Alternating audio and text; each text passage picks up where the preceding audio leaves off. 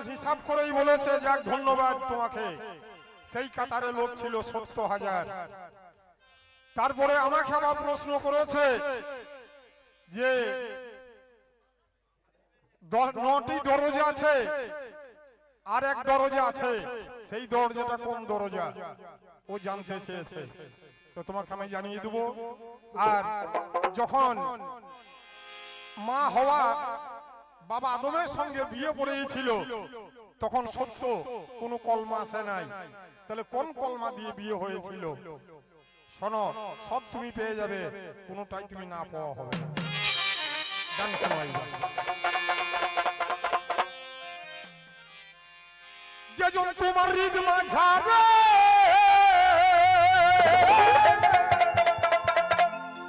ওগো কত আশা যাওয়া করে, খুঁজো তারে প্রেম নদীর কিনারে আপন ঘরে,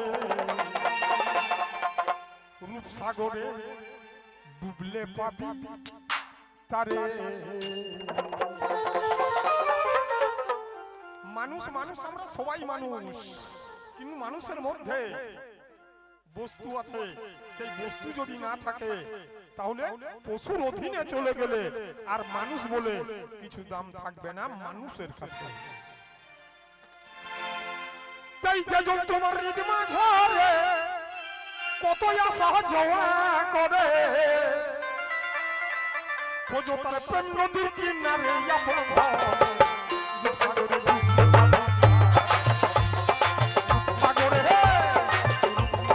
ডুবলে পাবি তারে,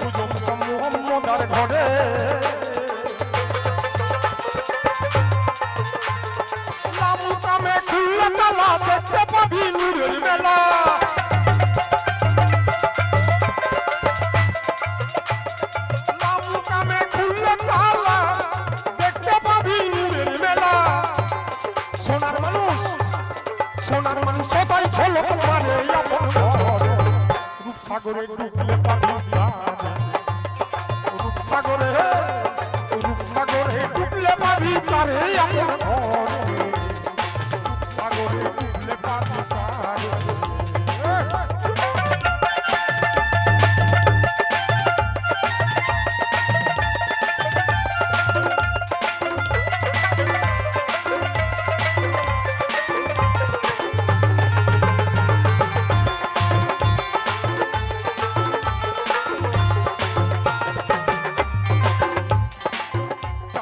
কলে মাঠে চাবি রই মুর্শিদের কাছে, মুর্শিদ দিনে খুলবি কেমন করে আমার বন্ধুরে, মুর্শিদ দিনে খুলবি কেমন করে।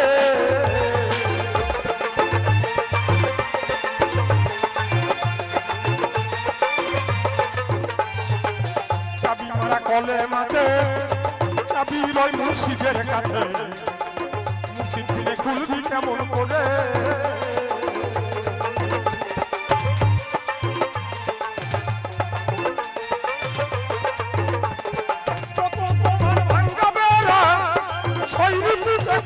সারা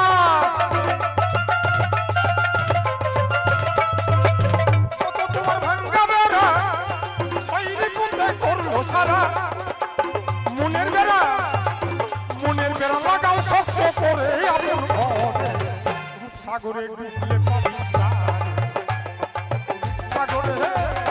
রূপসাগরে ডুবলে পাবি তারে আপন ঘরে, রূপসাগরে ডুবলে পাবি।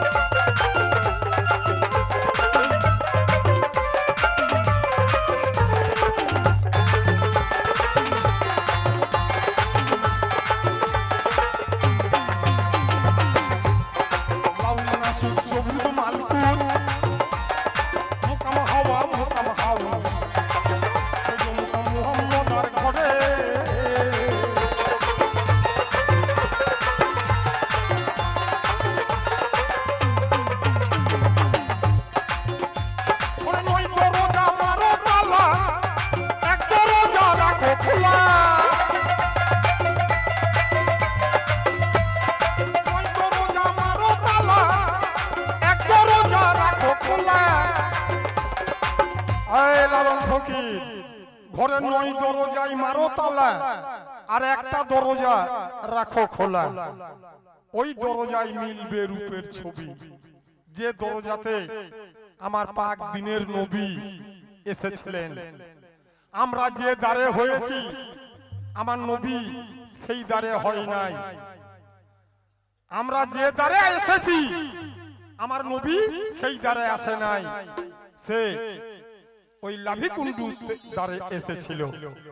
তাহলে 9টার এটা হয়ে গেল, একটা 10টা। তো লাড়ি কাটা খতনা দিয়া আমার নবী এসেছিলেন। আর বলেছে যে মা হওয়ার সঙ্গে বাবা আদমের যখন বিয়ে পড়িয়েছিল, তখন কোনো কলমা আসে নাই। তো সেটা কোন কলমা? তো সেই কলমাটা হলো যখন আল্লাহ পাক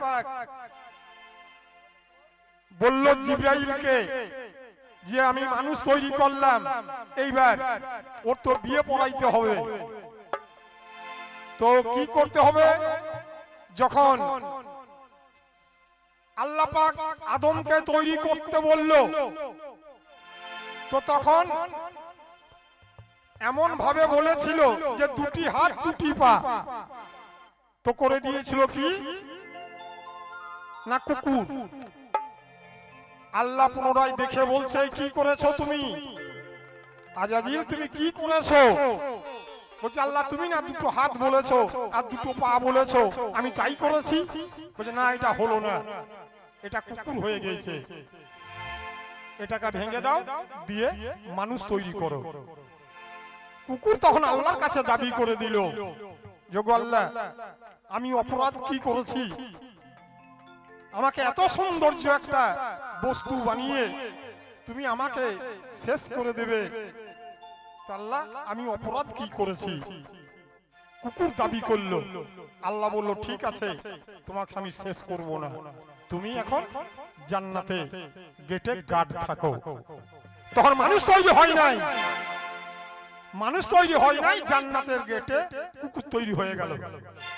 আবার বললো যে মানুষ তৈরি করো। মানুষ আবার তৈরি করতে গেল, একটা বান্দর হয়ে গেল, সেটাও হলো না। তখন এইবার আজাজিল বলল যে আল্লাহ গো, এই বারবার যখন হচ্ছে না, তা আমাকে একবার দেখিয়ে দিলে আমি সেই মতে করব। তখন আমার আল্লাহ পাক আসকে মাসকে নিজের রূপ দেখিয়ে দিল। তখন আদমকে তৈরি করে দিল। আদমকে যখন তৈরি করে দিল, তারপর যখন রূহ ফুঁকে দিল, তখন আদম তৈরি হয়ে গেল। আদম তৈরি হওয়ার পরে আদমের সারা ও শরীর গরম হতে শুরু করলো। তখন আবার আল্লাহ দেখলো ওর জন্য একটা বস্তু চাই, পানি ঢালার একটা বস্তু চাই। সেটা কি বস্তু? না একটা মেয়ে চাই। আল্লাহ পাক তখন আদমের মা অঙ্গ থেকে মা হাওয়াকে পয়দা করা হলো।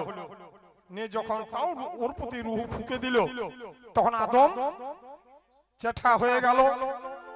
মা হাওয়াকে দেখে জড়িয়ে ধরতে যেছে, তখন বলছে দাঁড়াও, এখন তোমার জন্য কাফি হয় নাই, তোমার জন্য এখন সুব্যবস্থা হয় নাই। বলে কি করতে হবে? না বিয়ে পড়াইতে হবে। ডাক দিল কাকে? জিবরাইলকে ডাকলো। জিবরাইল এসে যখন বিয়ে পড়াবে, তখন কোনো হাদিস কুরআন কোনো কিচ্ছু নাই, কোনো কলমা নাই। কিসে পড়াবে? না লা ইলাহা ইল্লাল্লাহ আদম সুফিউল্লাহ, এই কলমায়াতে বিয়ে হলো। নিজের নামে নিজের কলমাতেই বিয়ে হয়েছিল, লা ইলাহা ইল্লাল্লাহ আদম সুফিউল্লাহ, এই কলমাতে বিয়ে হয়েছিল। তো তোমার কথার জবাব আশা করি মিটে গেল। আর মানুষ মানুষ নিজামুদ্দিনের একটি ভক্ত, বড় ভক্ত ছিল। পীর পীর দুনিয়াতে পীর ধরেছি, ওই মোড়া কাঠের মতো ধরে থাকলে হবে না, মুরিদের মতো মুরিদ যদি হওয়া যায়, ওই পীর সাহেবের 200, 500, 2000, 5000 থাকার দরকার নাই। 2-5টা থাকলেই আল্লাহর কাছে পার হয়ে যাবে সব, বেশি দরকার হয় না। তবে হ্যাঁ, মুড়িদের মতো মুড়িদ হতে হবে, আর মরা কঠার মতো ধরেছি না ধরেছি এই করলে হবে না। তো নিজামুদ্দিন একদিন ভক্তদিকে ডেকে, বাড়িতে উরস হচ্ছে, তো ভক্তদিকে বলছে, বাবা ভক্ত, আজকে কিছু আলাপ আলোচনা করব তোমাদের সঙ্গে, তোমরা বসে যাও। সব বসে গেল। এবার বলছে, হুজুর বলা হোক। তো তখন পীর সাহেব বলছে যে, বাবা ভক্ত, আল্লাহর আদেশ মানলে কি হয়? সব চুপ। আবার বলছে পীর সাহেব যে, আমি তোমাদের বলছি আল্লাহর আদেশ মানলে কি হয়? কেউ রাগ কাটছে না। তখন একজন আমির বলে ব্যক্তি, সে বলল, হুজুর আল্লাহর আদেশ মানলে ফরজ আদায় হয়। বললো, তাই নাকি? বললো, হ্যাঁ। আচ্ছা, আল্লাহর আদেশ মানলে ফরজ আদায় হয়, আর নবীর আদেশ মানলে? বলছে, হুজুর সুন্নত আদায় হয়। তাই নাকি? বলছে, হ্যাঁ, ঠিক আছে। আচ্ছা, আল্লাহর আদেশ মানলে ফরজ আদায় হয়, নবীর আদেশ মানলে সুন্নত আদায় হয়, তাহলে পীরের আদেশ মানলে? সব চুপ। আবার বলছে পীর সাহেব যে, পীরের আদেশ মানলে কি হয়? কেউ রাগ কাটছে না। তখন আমিরই বলল যে, হুজুর পীরের আদেশ মানলে ফরজ আদায় হয়।